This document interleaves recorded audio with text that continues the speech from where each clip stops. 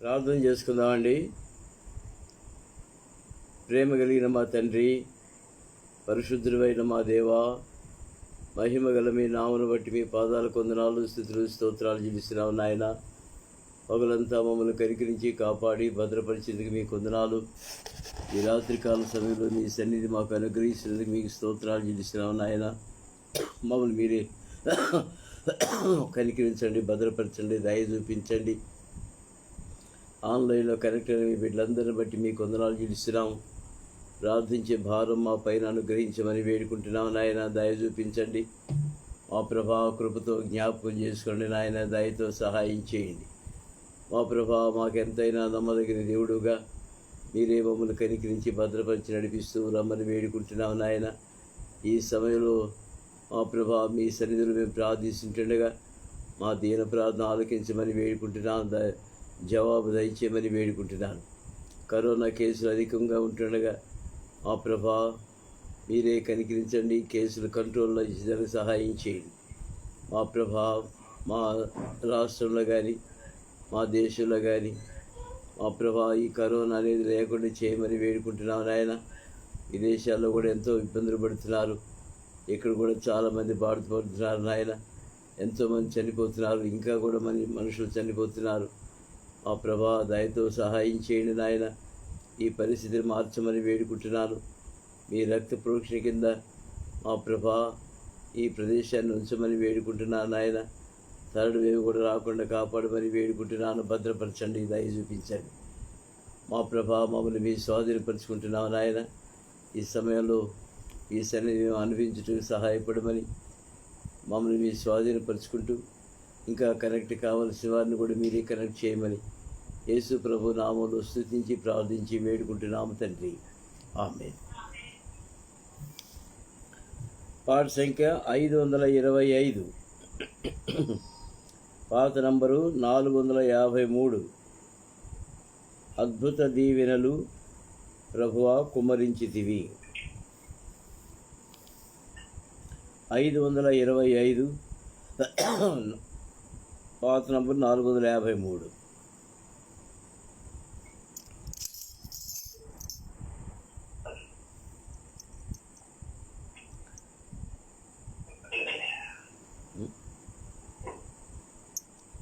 ఈశ్వరా 525. ఏదైనా పాట తీసావా యశ్పదం? నువ్వేదైనా తీసావా?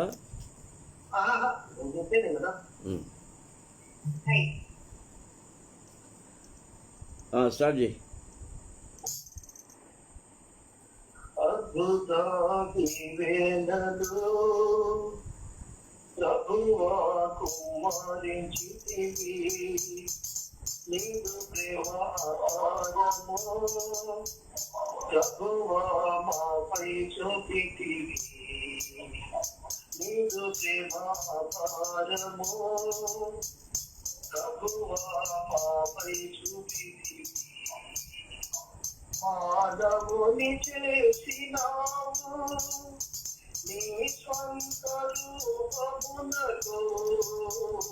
మానవుని చేసినావు నీ స్వంత రూపమునకు. నీకిష్టముగ బ్రతికి, నీకిష్టముగ బ్రతికి దీవెనలను పొందెదము. నీకిష్టముగ బ్రతికి దీవెనలను పొందెదము. అద్భుత దీవెనలు ప్రభువా కుమ్మరించితివి. నీదు ప్రేమాపారము ప్రభువా మాపై చూపితివి. నూతన జన్మ వలన ఆశీర్వాదములు దొరికే. నూతన జన్మ వలన ఆశీర్వాదములు దొరికే. శాపమును దూరపరచి, శాపమును దూరపరచి సర్వంబు క్రొత్త చేసే సర్వమును దూరపరచి సర్వంబు క్రొత్త చేసే అద్భుత దీవెనలు ప్రభువా కుమ్మరించితివి నీదు ప్రేమాపారము ప్రభువా మాపై చూపితివి లోకము నుండి వేరై సిలువను మోయవలెను నోట నుండి వేరై సిలువను మోయవలెను అప్పుడే ప్రభు దీవించు అప్పుడే ప్రభు దీవించు స్వాస్యమును గాంతు మెంతో ప్రభు దీవించు స్వాస్యమును గాంతు మెంతో అద్భుత దీవెనలు ప్రభువా కుమ్మరించితివి నీదు ప్రేమాపారము ప్రభువా మాపై చూపితివి సుతులుగాను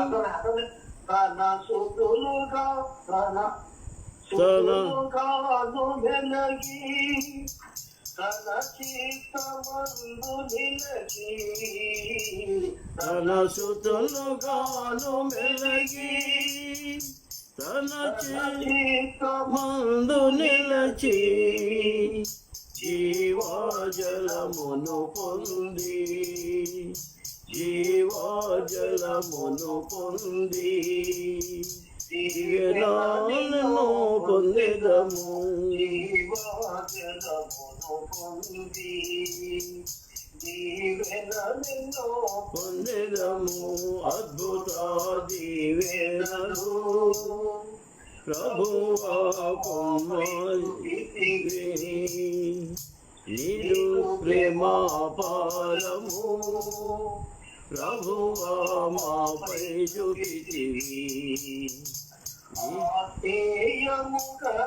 ఆత్మీయముగా నడచి శరీర క్రియలను విడచి ఆత్మీయముగా నడచి శరీర క్రియలను విడచి ఆయన స్వరము వినుచు ఆయన స్వరము వినుచు దీవెనలెన్నో పొందెదము ఆయన స్వరము వినుచు దీవెనలెన్నో పొందెదము అద్భుత దీవెనలు ప్రభువా కుమ్మరించితివి నీదు ప్రేమాపారము ప్రభువా మాపై చూపితివి ఆశీర్వాదముల కొరకు పిలువబడియున్న బలము ఆశీర్వాదముల కొరకు పిలువబడియున్న మనము ఆజ్ఞలను నెరవేర్చినచో ఆజ్ఞలను నెరవేర్చినచో దీవెనలను పొందెదము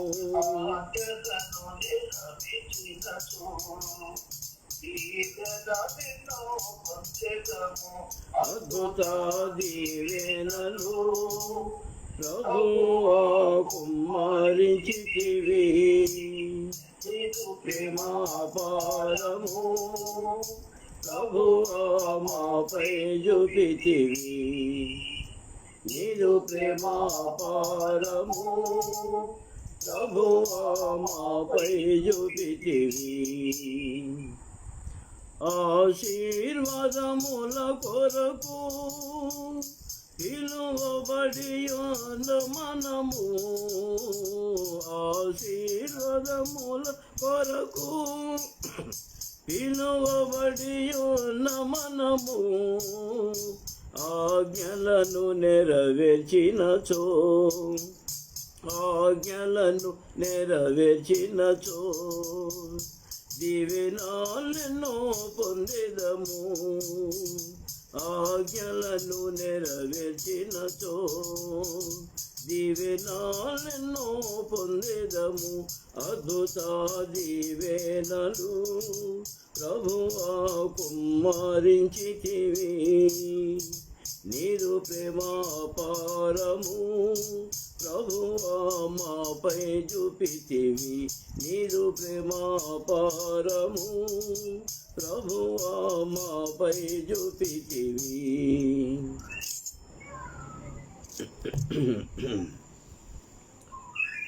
దేవుని వాక్యం చూసుకున్నామండి. రూతు గ్రంథము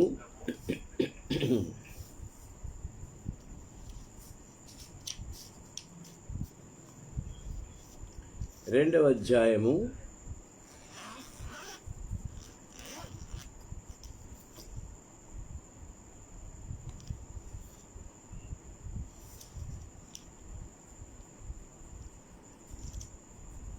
2వ అధ్యాయము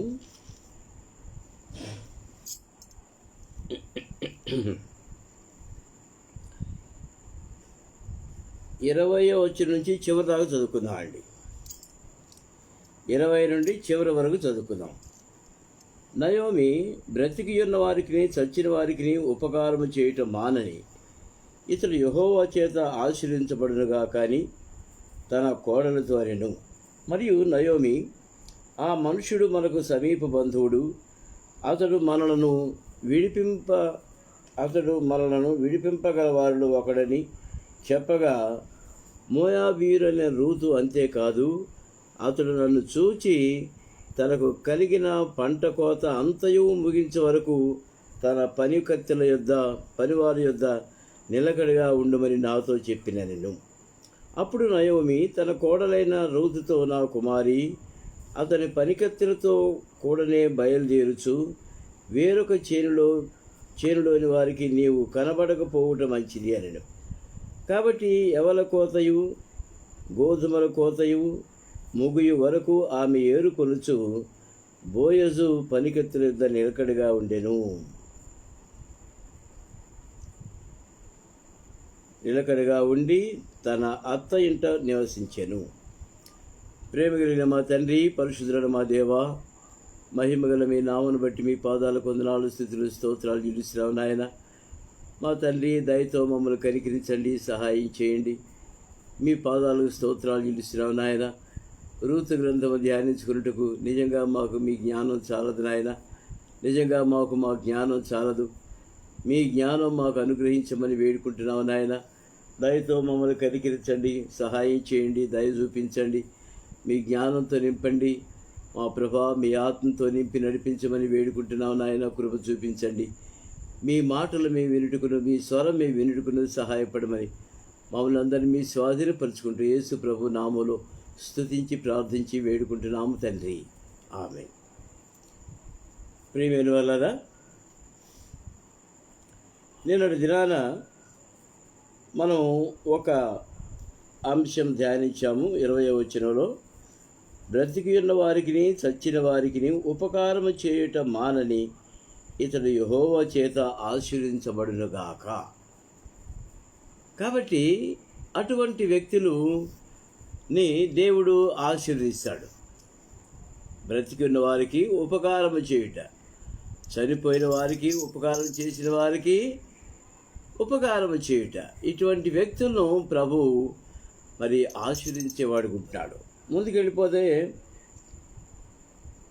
మరియు నయోమి, ఆ మనుష్యుడు మనకు సమీప బంధువుడు, అతడు మనలను విడిపింపగల వారిలో ఒకడని చెప్పగా,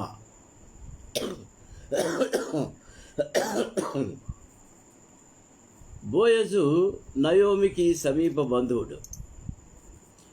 సమీప బంధువుడు చేసేది ఏంటి, సమీప బంధువులలో ఉపయోగం ఏంటి అనేది మనం ఈ దినం ధ్యానించబోతున్నాం. ఎవరు మనకు సమీప బంధువు? నయోమికి అయితే మరి బై బ్లడ్ ఆమెకు మరి సమీప బంధువుడిగా ఉంటున్నాడు. ప్రియమైన వాళ్ళారా, బంధువుల్లో ఎవరైనా ఒకరు అప్పులు పాలైపోతే లేదా తన పొలం వేరుకన్నా ఇచ్చి వేరే దేశాంతరం వెళ్ళిపోయినప్పుడు తిరిగి వచ్చిన తర్వాత ఆ పొలమును విడిపించుకోవాలి. వాళ్ళు ఎవరి దగ్గరైతే ఆ పొలాన్ని ఉంచి వెళ్ళారో తిరిగి ఆ పొలాన్ని విడిపించుకోవాలి అంటే కొంత అమౌంట్ పే చేయాల్సి వస్తుంది కదండి. దాన్నే రెడెంప్షన్ అంటారు. Redemption, REDEMPTION, redemption. మరి ఈ విధంగా నయోమి తన పొలాలు కొన్ని సమీప బంధువుల దగ్గర పెట్టి మోయాబు దేశానికి వెళ్ళిపోయింది. అక్కడ పెళ్ళిళ్ళు అయిపోయినాయి, ఇద్దరు పిల్లలకు పెళ్ళిళ్ళు అయిపోయినాయి. మరి భర్త చనిపోయాడు, ఇద్దరు పిల్లలు చనిపోయారు. రూతుతో కలిసి మరి యూదా బెత్లెహేము వచ్చిన తర్వాత తన పొలాల విషయంలో వాళ్ళు ఆలోచించుకుంటూ ఉన్నారు. ఏ విధంగా నాయనా మన పొలాలు మనం విడిపించుకోవాలి అని చెప్పేసి వాళ్ళు ఆలోచిస్తున్నారు. ప్రియమైన వలన ఆ మనుషుడు మనకు సమీప బంధువుడు. బోయజు కూడా ఆలోచిస్తున్నాడు. నయోమి పొలాలు ఉన్నాయి కదా, విడిపించాలి కదా అని అతను కూడా ఆలోచిస్తున్నాడు. అయితే వీళ్ళిద్దరికీ కూడా ఇంకా దగ్గరైన సమీప బంధువు ఇంకొక అతను ఉన్నాడు. బోయజు కంటే సమీప బంధువు నయోమికి ఇంకొకరు ఉన్నారు. అది మళ్ళీ చూద్దాం. సమీప బంధువుడు చేసేది పని ఏంటి? ప్రియమైన వాళ్ళరా, ఈ సమీప బంధువు తన దగ్గర ఉన్నటువంటి అమౌంట్ ఇచ్చేసి ఆ పొలాలు విడిపిస్తాడు. అయితే ఒకవేళ సమీప బంధువుడు విడిపించకపోతే నెక్స్ట్ సమీప బంధువు విడిపించాలి. విడిపించలేకపోయినప్పుడు ఆ విడిపించలేకపోయినటువంటి సమీప బంధువుని యొక్క చెప్పు కాలి నుంచి తీసివేసి అతని ముఖం ముందు ఉమ్మివేయాలి. అది సమీప బంధువు పట్ల జరిగించవలసిన ధర్మము. లేవియాకాండం 25వ అధ్యాయంలో 25వ వచనంలో ఆ మాట మనం చదువుతున్నాం. ఇది సమీప బంధువుడు చేయవలసిన ధర్మము. ఇప్పటిది కాదు, ఇది లేవియాకాండంలో దేవుడైన యెహోవా మోషేకు ధర్మశాస్త్రం అనుగ్రహించినప్పుడే ఇచ్చాడు ఈ మాట. కనుక దాన్ని మన పితరులందరూ ఫాలో అవుతూ వచ్చారు. ఇది పొలాలు విడిపించగలిగిన దానికి చేయవలసిన ధర్మము. బోయజు ఎట్లా విడిపించాడనేది మళ్ళీ చూద్దాం మనం, ఎందుకంటే మన పాఠంలోకి ఇంకా రాలేదు కదా. అది వచ్చినప్పుడు మనం చూద్దాం ఎట్లా విడిపించాడనేది చూద్దాం. రెండవది ఏంటంటే సమీప బంధువు చేసే ధర్మము. ఉదాహరణకు ఒక వ్యక్తి ఒక స్త్రీని పెళ్లి చేసుకున్నాడు అనుకోండి. ఆ స్త్రీకి సంతానం లేకుండానే తన భర్త చనిపోయాడు అనుకోండి. మరి సమీప బంధువుడు ఏం చేయాలి? అనగా సమీప బంధువు అంటే ఎవరు? భర్త యొక్క తమ్ముడు సమీప బంధువుడు అవుతాడు. ఇది రెండో పాయింట్ నేను చెప్పేది. సమీప బంధువు చేసేది భర్త యొక్క తమ్ముడు సమీప బంధువు. ఇతడు అన్న భార్యను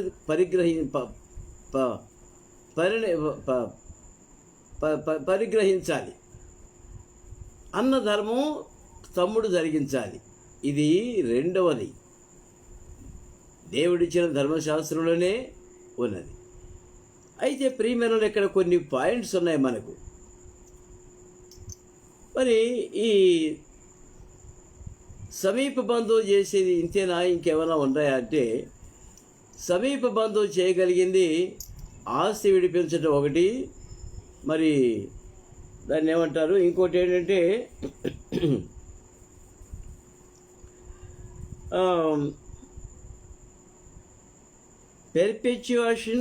పర్పెచ్యువేషన్ ఆఫ్ హిజ్ బ్రదర్.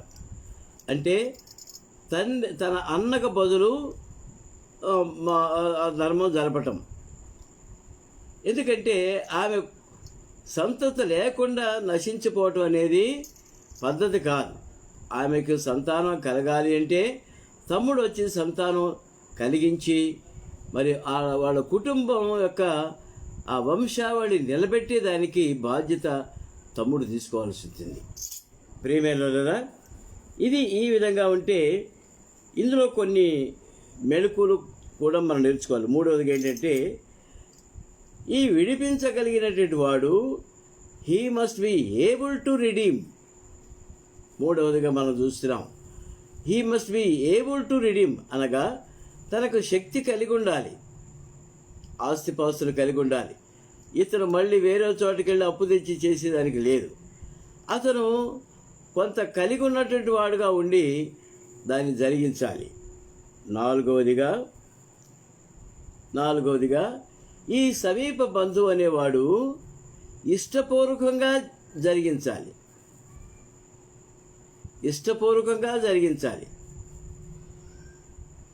ప్రియమైన వాళ్ళరా, మరి ఎవరో బలవంతం చేయటం అని బట్టి ఇతను చేయటం కాదు, కానీ ఇష్టపూర్వకంగా జరిగించాలి ఈ బంధుధర్మం. ఇవన్నీ కూడా మన ప్రభువైన యేసుక్రీస్తు వారినే చూపిస్తున్నాయి. మొట్టమొదట he is able to redeem అంటే మన ప్రభువైన యేసుక్రీస్తు వారు ఆయన తన అమూల్యమైన రక్తాన్ని మన కొరకై చిందించి మనందరిని విమోచించగలిగినాడు కనుక he is able to redeem. ఆయన అమూల్యమైన రక్తము, నిర్దోషమైన రక్తము, నిష్కళంకమైన రక్తము, ఏడాది గొర్రె పిల్ల కంటే శ్రేష్టమైన రక్తం మన కొరకై చిందించి సమస్త లోకములను సమస్త పాపము దోషములు పరిహరించి దానికి ఆయన శక్తిమంతుడు. ప్రియమైనవారా, రెండవది ఏంటంటే he must be willing to redeem. ఆయన ఇష్టపూర్వకంగా విడుదల చేయడానికి ముందుకు రావాలి. ప్రియమైనవారా, యేసుక్రీస్తు ప్రభువారు మనందరి పాపము నిమిత్తమై లోక పాపలు మోసుకొని పోతున్న దేవుని గొర్రెపిల్ల వలె ఆయన మన మధ్యలో మన పాపములు మోసుకుని వాడుగా ఉంటున్నాడు. శిలువ పైన మనందరి పాపములు మోసుకొని యెరూషలేము పట్టణం గవిని నుండి మరి యెరూషలేము పట్టణం బయట వరకు గొల్గొతా శిఖరం వరకు మోయరాని శిలువ భారంలో మన పాపములన్నీ మోసుకొని వెళ్ళాడు. మన పాపములు భారం ఎట్లయినా ఆయనకి, ఏమండి, పాపము భారం ఎట్లయింది ఆయనకి, అది కూడా మనం గ్రహించవలసి అనుకుంటున్నాం. పాపము నేను చేసిన దొంగతనం నిమిత్తము, నా దొంగతనము అనేటువంటి పాపము ఆయన శిలువ పైన మోపబడింది. నన్ను క్షమించాడు, నా పాపము ఆయన మోసుకున్నాడు. ఒకవేళ నేను ఇంకేదైనా పాపం చేశాననుకోండి, ఆ పాపము తాను భరిస్తున్నాడు. ఈ లోకంలో ఎవరు ఏ పాపం చేసినప్పటికీ, అది నరహత్య కానీ మరి ఎటువంటిదైనా సరే, వ్యభిచారం కానీ ఎటువంటిదైనా సరే, ఆ పాపములన్నీ కూడా శిలువ పైన ఆయన మోపారు. కనుకనే లోక పాపములన్నీ మోసుకుని పోతున్న దేవుని గొర్రె పిల్లవలే ఆయన ఆ శిలువ మోసుకుంటూ వెళ్ళిపోయాడు. ఆయన శిలువ మోసుకుంటూ వెళ్ళినప్పుడు రాణువారు కొరడాలతో కొడుతూ వచ్చారు. హీ మస్ట్ బి విల్లింగ్ అని అంటున్నాను కదా, అందుకు చెప్తున్నాను నేను. ఆయన ఇష్టపూర్వకంగా చేసినటువంటి యాగం ఇది. ప్రభువా, ఈ వ్యక్తి ఫలానా పాపం చేశాడు, క్షమించడానికి సిద్ధమేనా? సిద్ధమే. కుష్ఠరోగి వచ్చాడు, ప్రభువా నీకు ఇష్టమైతే నన్ను శుద్ధునిగా చేయమన్నాడు, నాకు ఇష్టమే, నువ్వు శుద్ధుడు కమ్మన్నాడు. కనుక ప్రియమైన ఆయన ఆ విధంగా ఇష్టపూర్వకంగా మనందరి కొరకు ఆయన బలిగా సమర్పించబడ్డాడు. ఆ విధంగా రక్తము కారుకుంటూ రక్తసిక్తమైనటువంటి ముఖం మీద మరి ఎవరు కూడా సపోర్ట్ వచ్చేవాళ్ళు కూడా లేరు, ఒక మాట మాట్లాడి ఆదరించేవాళ్ళు లేరు. ఒక్కడే ఒంటరిగా శిలువ పైన ఊరు బయట ఒక్కడే అక్కడ వెళ్ళిపోయారు. అటొక దొంగ ఇటొక దొంగ అక్కడ మాత్రం ఉన్నారు. వారి మధ్యలో యేసుక్రీస్తు ప్రభువారు శిలువ మరణం పొందాడు. ఆయన సమాధి చేయబడి తిరిగి లేచినాడు. ప్రియమైన వాళ్ళారా, మరి మనం విమోచించేదానికి ఒక మాట చదువుకుందామండి. మొదటి పేతురు పత్రిక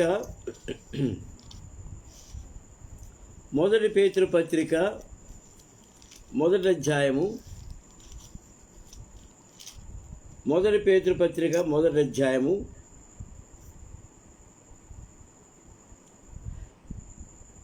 17-18 చదువుకుందాం అండి. పక్షపాతము లేకుండా క్రియలను బట్టి ప్రతి వారిని తీర్పు తీర్చువాడు తండ్రి అని మీరు ఆయనకు ప్రార్థన చేయుచున్నారు. కనుక మీరు పరదేశులై ఉన్నంత కాలము భయముతో గడుపుడి. పితృపారంపర్యమైన మీ వ్యర్థ ప్రవర్తనను విడిచిపెట్టినట్లుగా వెండి బంగారం వంటి క్షయమైన వస్తువుల చేత మనల్ని విమోచించలేదు, కానీ అమూల్యమైన రక్తము చేత, అనగా నిర్దోషమును నిష్కళంకమును గొర్రె పిల్ల వంటి క్రీస్తు రక్తము చేత విమోచింపబడతారని మీరు ఎరుగుదురు. కనుక ప్రియమైన వాళ్ళరా, ఆయన ఇష్టపూర్వకంగా, ఇంకో మాట చూస్తున్నా అండి, హెబ్రీయులకు రాసిన పత్రిక 2వ అధ్యాయంలో ఒక మాట చదువుకుందాం. ఇష్టపూర్వకంగా ఆయన మన కొరకై బలిగా సమర్పించబడ్డాడు. 2వ అధ్యాయము 14-15 వచనాలు. కాబట్టి ఆ పిల్లలు రక్తమాంసం గలవారైనందున ఆ ప్రకారమే మరణం యొక్క బలము గలవారిని, అనగా అపవాదిని మరణము ద్వారా నశింపజేయుటకును, జీవితకాలం అంతయు మరణ భయము చేత దాస్యములకు లోబడిన వారిని విడిపించుటకును ఆయన కూడా రక్త మాంసంలో పాలివాడాయను. ఏమండి, మనం రక్త మాంసంలో ఉండి చేసిన పాపములు అన్నిటినీ క్షమించడానికి, మనల్ని విమోచించడానికి ఆయన కూడా ఇష్టపూర్వకంగా రక్త మాంసంలో పాలివాడయ్యాడు. అర్థమవుతుందండి? మనల్ని విడిపించడానికి ఆయన ఇష్టపూర్వకంగా వచ్చాడు. హెబ్రీ పత్రికలో ఇంకో చోట ఉంది, నాకొక శరీరమును అమర్చితివి అని అన్నాడు. ఏమండి, నాకొక శరీరమును అమర్చితివి. ఎందుకు? ఆ శరీరమే శిలువ మరణానికి సమర్పించాడు. కనుక ప్రియమైన మన ప్రభువైన యేసుక్రీస్తు వారు ఇష్టపూర్వకంగా మన పాపముల క్షమాపణ నిమిత్తము, మన విమోచన నిమిత్తం ఆయన క్రయధనముగా అర్పించబడ్డాడు. ఇష్టపూర్వకంగా చేశాడు. 5వదిగా చూద్దామండి. ఈ విమోచన అనేది, విడుదల విమోచన అనేది ఇది దేవుని ద్వారా జరగాల్సిందే కానీ మనుషుల చేత జరగాల్సింది కాదు. మన ప్రభువైన యేసుక్రీస్తు వారు ఆయన దేవునికి రిప్రజెంటేటివ్గా ఉండి, ఆయన శక్తి యొక్క మూర్తివంతమై ఉండి, తన మహత్గల మాట చేత మరి ఆయనే మన కొరకై ఇష్టపూర్వకంగా మరి ఆయన, ఇది దేవుడు చేయాల్సిందే. దీనికి సాదృశ్యంగా ముందుగానే దేవుడు ఒక బలిని సిద్ధపరిచాడు. జ్ఞాపకం ఉందా అండి? సాదృశ్యంగా నిర్గమకాండము 3వ అధ్యాయము, నిర్గమకాండము 3వ అధ్యాయము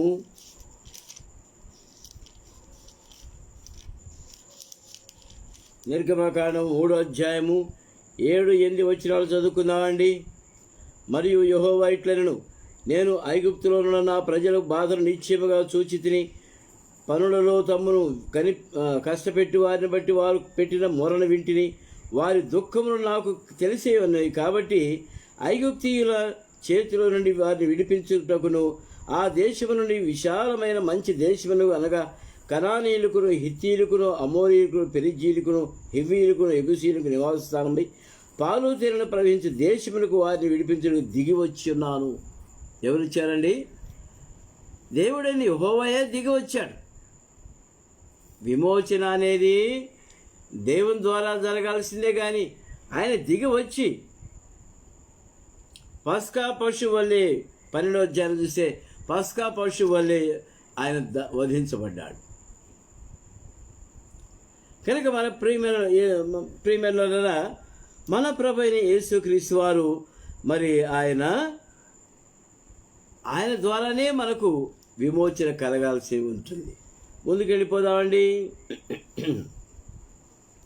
ఈ విమోచన అనేది దేవుని చేత ఏర్పరచబడిన వారికి మాత్రమే ఈ విమోచన అనేది దొరుకుతుంది. దేవుని చేత ఏర్పరచబడినటువంటి వారు, ఏర్పరచబడేటువంటి చోజన్ జనరేషన్, చోజన్ అనగా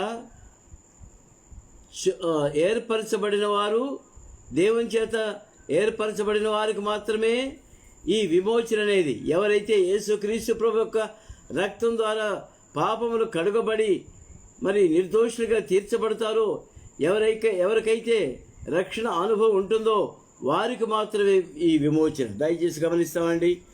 గలతీయులకు రాసిన పత్రిక 3వ అధ్యాయము. గలతీయులకు రాసిన పత్రిక 3వ అధ్యాయము.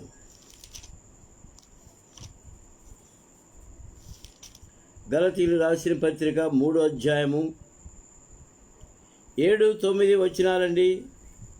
7-9 వచనాలు చదువుకుందాం. కాబట్టి విశ్వాస సంబంధులే అబ్రహాము కుమారులని మీరు తెలుసుకొనుడి. దేవుడు విశ్వాస మూలముగా అన్ని జనులను నీతిమంతులుగా తీర్చునని లేఖనము ముందుగా చూచి నీ యందు అన్ని జనులందరూ ఆశీర్వించబడుదురు అని అబ్రహాముకు సువార్తను ముందుగా ప్రకటించెను. అర్థమవుతుందండి. ఇక్కడ విశ్వాస సంబంధులే అబ్రహాము కుమారులని మీరు తెలుసుకొనుడి. అబ్రహాముకి 2 కుమారులు ఉన్నారు. అది వేరే పెద్ద సబ్జెక్టు. అది టచ్ చేసామంటే ఇప్పుడు మనం ముందు బయటకు రాలేం. ప్రియమిత్రులారా, ఎవరైతే అబ్రహాము విశ్వాసమును బట్టి ఆయన అబ్రహాము అన్యుడైనప్పటికీ విశ్వాసము ద్వారా బై ఫెయిత్ అబ్రహాము దైవజనుడైనాడు. కనుక విశ్వాస మూలముగా అన్ని జనులను నీతిమంతులుగా తీర్చునని లేఖనం ముందుగా చూచి ఎవరైతే అబ్రహాముకున్నటువంటి విశ్వాసం ద్వారా దేవుని బిడ్డలుగా స్వీకరించబడతారో వారికి మాత్రమే విమోచన. ప్రియమైన వాళ్ళరా, అన్ని జనులందరూ ఆశీర్వించబడతారు. అబ్రహాము సంతానం అంటే కేవలం ఇస్సాకు ఒక్కడే కాదు. ఆయన శరీర సంబంధంగానే పుట్టాడు అనుకోండి. మరి మన సంగతి ఏంటి? బై ఫెయిత్ మనం ప్రభువును విశ్వాసంతో ఒప్పుకున్నట్లయితే, యేసుక్రీస్తు ప్రభు అని నీ నోటితో ఒప్పుకొని నీ హృదయమందు విశ్వసించిన ఎడల నీవు రక్షించబడదు. ప్రియమైన వాళ్ళారా, ఆ విధంగా అన్ని జనులైన మనకు గొప్ప వాగ్దానం యేసుక్రీస్తు ప్రభు ద్వారా జరుగుతుంది. కనుక ఎవరైతే యేసుక్రీస్తు ప్రభు రక్తంలో విశ్వాసం ఉంచుతారో, కడగబడతారో వారు మాత్రమే ఏర్పరచబడిన వారు, వారికి మాత్రమే విమోచన. తర్వాత ఇంకో మాట చూద్దామండి. ధర్మశాస్త్ర యొక్క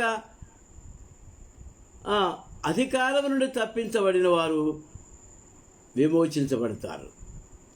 ధర్మశాస్త్ర యొక్క అధికారం నుండి తప్పించబడిన వారు, ప్రియమైనవారా, యేసుక్రీస్తు ప్రభువారు వచ్చేంత వరకు అందరూ కూడా ధర్మశాస్త్రం క్రింద ఉన్నటువంటి వారే.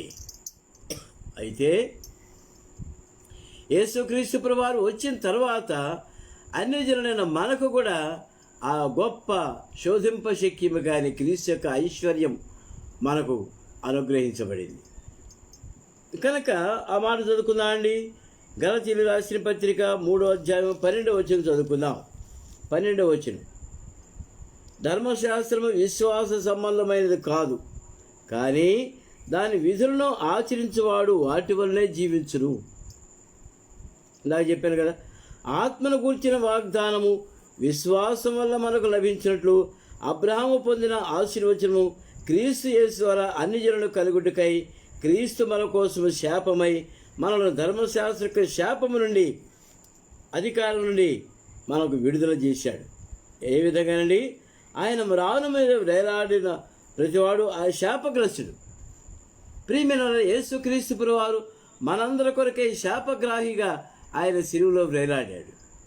ఎందుకు? ధర్మశాస్త్రం ద్వారా మనకు రావాల్సిన శాపము ఆయన భరించాడు.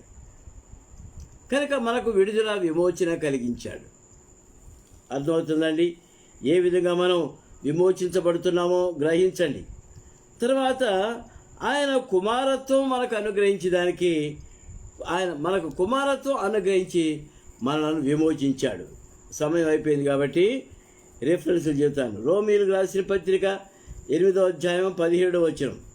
8వదిగా మనం చూస్తున్నాము, టు రిసీవ్ సన్షిప్, కుమారత్వం పొందేదానికి, ఈ కుమారత్వం పొందేదానికి మనకు ప్రభు ఈ విధంగా అనుగ్రహించాడు. తరువాత దేవుని యొక్క ఆశీర్వాదాలు కలగాలి అంటే విమోచన మనకు అవసరం. విమోచించబడిన వారికే దేవుని యొక్క ఆశీర్వాదాలు. ఎఫెసీయులకు రాసిన పత్రిక 1వ అధ్యాయము 7 నుంచి 9 వచనాల్లో ఆ మాట మనం చదవగలం. ఎవరికి దేవుని యొక్క ఆశీర్వాదాలు? ఎవరికండి? విమోచించబడిన వారికే దేవుని యొక్క ఆశీర్వాదాలు. ఎఫెసీ 1:7-9. తర్వాత 10వదిగా మనకు మరి హెయిర్షిప్ అంటే వారసత్వం, వారసులుగా మనల్ని చేసినాడు. వారసులుగా మమ్మల్ని చేశావు అని చెప్పేసి అంటారు. మనం వారసులుగా చేయాలంటే మనం విమోచించబడాలి. రోమీయులకు రాసిన పత్రిక 8వ అధ్యాయం 17వ వచనం ప్రకారం. తర్వాత 11వదిగా మనం చూస్తున్నామండి, ఈ విమోచించబడిన వారు ఈ లోకంలోని సమస్త విధములను కీడు నుండి తప్పించబడతారు. తీతుకు రాసిన పత్రిక 2వ అధ్యాయం 14వ వచనం. ప్రతి విధమైన కీడు నుంచి తప్పించేదానికి ప్రభు మనల్ని విమోచించినాడు. 12వదిగా చూసినామండి, మరి మరణము నుంచి తప్పించేదానికి ప్రభు మనల్ని విమోచించాడు. మరణం నుంచి తప్పించాడు. ప్రియమైన మరణం నుంచి తప్పించాడంటే కొంతమంది ప్రశ్న వేసినారు, యేసు ప్రభు నమ్ముకున్న వాళ్ళకి మరణం ఉండదా అంటే, మరణించినప్పటికీ తిరిగి లేస్తారనే నిరీక్షణ ప్రభు మనకిచ్చాడు. ప్రియమైన యేసుక్రీస్తు ప్రభువారు ఈ దినం మనకు వచ్చినట్లయితే, మన మధ్యలోకి వచ్చినట్లయితే మనకు మరణమే ఉండదు. మరణం లేకుండా మార్చబడిన దేహములతో ఆయనతో కొనిపోబడతాము. కనుక విమోచించగలిగినటువంటి సమీప బంధువుడు మన ప్రభు అయిన యేసుక్రీస్తు వారు ఒక్కరే. 12 విధాలుగా మనం చూసినామండి. మీరు వీటిని మళ్ళీ ధ్యానించుకోవాలని నేను కోరుతున్నాను. దేవుని యొక్క లోతైనటువంటి భావాలు మనం గ్రహించి ఆత్మీయంగా ఎదిగేదానికి ఇంకా మనం స్టడీ చేయాలని ప్రభు నామం పేరిట మిమ్మల్ని బ్రతిమాలుకుంటున్నాను. దేవుడు తన లేఖన భాగాలను దీవించును గాక.